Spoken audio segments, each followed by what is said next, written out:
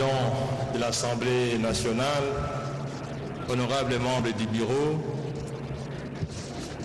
Excellence Madame la Première ministre, chers collègues estimés députés, j'inscris mon intervention dans le cadre d'une approche plutôt philosophique et spirituelle du budget.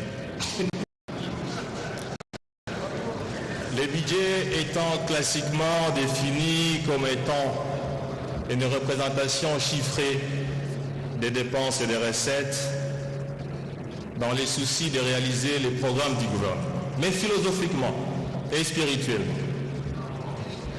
Le budget peut être entendu comme la représentation de la pensée, de la volonté du peuple, de l'esprit du peuple de s'accomplir. Le peuple, à travers les gouvernements issus de l'élection dont la majorité est représentée ici, présente le budget pour rencontrer l'esprit, la volonté du peuple. Et ce budget est présenté ici pour que les représentants du peuple que nous sommes, que vous êtes, puissent être avalisés. Honorable Président, je me présente ici, comme je l'ai dit, pour une approche plutôt philosophique. Parce que vaut un budget?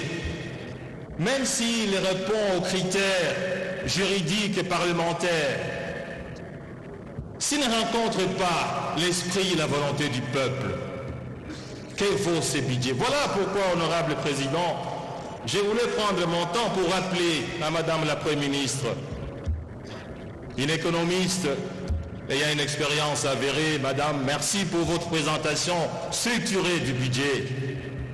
Mais, Madame la Première ministre, il y a des relations sécuniaires entre certains facteurs de l'économie et le développement du pays, dont le budget est l'agent d'exécution. Voilà. Premier point, Madame la Première ministre.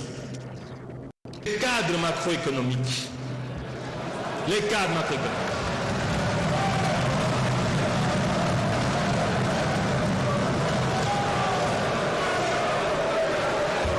Vous nous avez présenté, Madame la Première ministre, un cadre budgétaire, un cadre macroéconomique avec un taux d'inflation de 9,2%, les taux d'échange de 9 954 francs congolais, les dollars, aux environs de 9 000, en tout près 2 954, je m'excuse. Mais que vaut un cadre macroéconomique lorsqu'il n'est pas réalisé? Parce que c'est ce cadre macroéconomique qui sous-tend le budget. Je me réfère à l'expérience des 5 dernières années. Aucun taux d'inflation n'a été réalisé, qui a été repris dans le budget voté par cette Assemblée nationale. Aucun taux d'inflation n'a été réalisé. Cette année, au mois d'octobre, on est déjà à 14% de taux d'inflation, Madame la Première ministre. Comment va-t-on réaliser un taux d'inflation de près de 9,2% en 2025?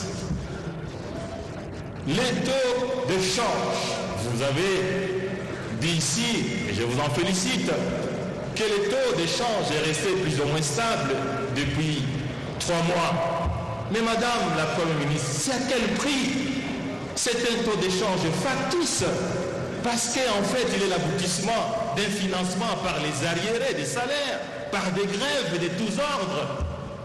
C'est un taux d'échange qui ne transparaît pas dans la vie du fonctionnement de l'économie. Donc, Madame la Première ministre, veillez à ce que les taux d'échange soient l'expression de l'équilibre macroéconomique entre l'offre et la demande sur le marché d'échange et sur le bien et service. Deuxième élément, le respect de la chaîne de la dépense. Que vaut un budget, chers collègues, si la chaîne de la dépense n'est pas respectée? Nous avons examiné avec vous ici les rapports sur la reddition des comptes qui nous indiquent que plus de 50% des dépenses publiques sont exécutées hors chaîne des dépenses publiques. C'est-à-dire, plus de 50% exécutés par les gouvernements ne sont pas conformes à la loi, Madame la Première ministre. Quel crédit peut-on donner à un budget si réellement plus de 50% des dépenses sont exécutées en dehors? Troisième élément, la corruption. La corruption, Madame la Première ministre. Vous êtes une experte, vous le savez, il y a une relation de cause à effet entre les niveaux de corruption et les niveaux de développement économique. L'écart type de 1% a un impact négatif sur le budget, sur l'investissement, des prêts de 0 de 35% et sur la croissance de 0,3%. Or, il s'avère aujourd'hui que la corruption est devenue pratiquement un sport national au sein du gouvernement. Que peut-on attendre? Que peut-on attendre de ce budget si la corruption telle qu'elle est là, elle continue, Madame la Première ministre?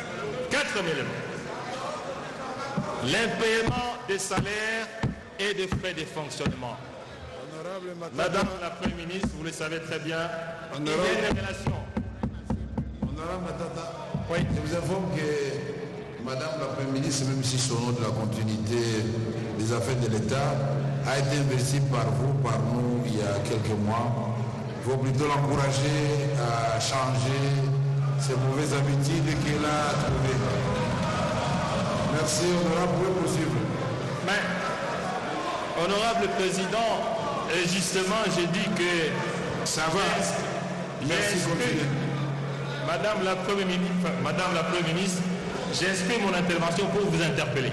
Ce n'est pas pour dire et voilà, vous êtes responsable de la corruption, mais c'est pour vous interpeller parce que votre budget ne peut être exécuté, ne peut porter des fruits, ne peut être porteur du développement que s'il tient compte de ces éléments. Voici l'indépendance de la Banque centrale, honorable président.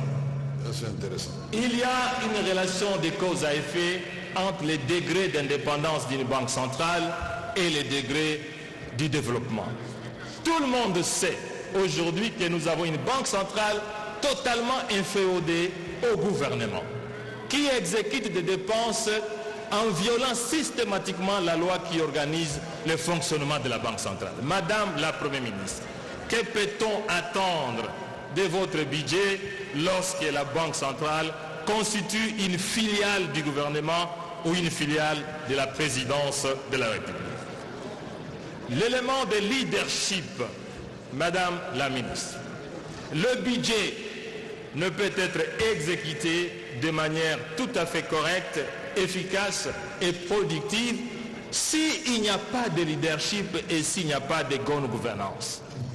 Le leadership garantit les institutions inclusives qui font cruellement défaut aujourd'hui. Lorsque l'administration publique est totalement en grève, lorsque les enseignants sont en grève, lorsque les magistrats sont en grève, le professeur, quel type d'institution avons-nous pour pouvoir exécuter un budget qu'il soit en équilibre, comme vous l'avez dit ici? Madame la Première ministre, les réformes. Vous nous présentez un budget avec un taux de croissance de 5,7%. Mais c'est un taux de croissance appauvrissant. La RDC n'a pas besoin d'un taux de croissance de 5,7%. C'est des taux de croissance appauvrissants. Parce que ce taux n'est pas effectivement fondé sur des réformes. Il faut activer les réformes pour pouvoir espérer un taux de croissance qui soit développementiste. Je voudrais aborder aussi une relation entre la dette publique et le développement. Honorable Président, Madame la Première ministre, il existe une relation entre la dette publique et le développement.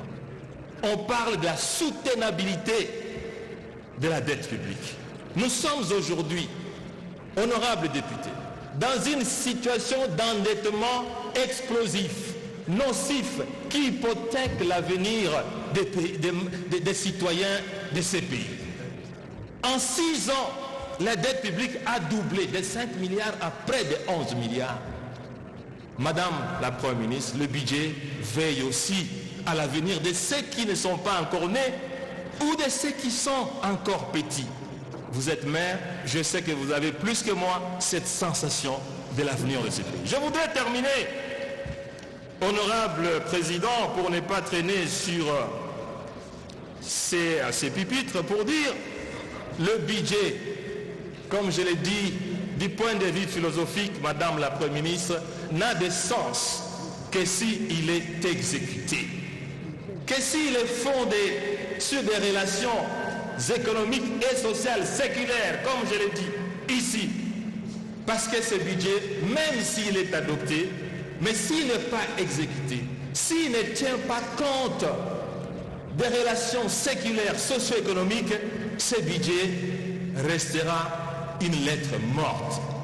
Pour terminer, Madame la Première ministre, veillez à ce que la corruption et les détournements s'arrêtent. Parce que ces sports nationaux. Madame la Première ministre, je termine en vous exhortant à un meilleur suivi du budget de l'État, parce que s'il n'y a pas de suivi et évaluation, malheureusement, tout ce que nous aurons adopté ici ne sera jamais exécuté et ne produira jamais des effets. Je vous remercie. Merci, honorable Matata, pour votre intervention très brillante sur le plan de l'enrichissement. Je vois que Madame la Première ministre a pris bonne note.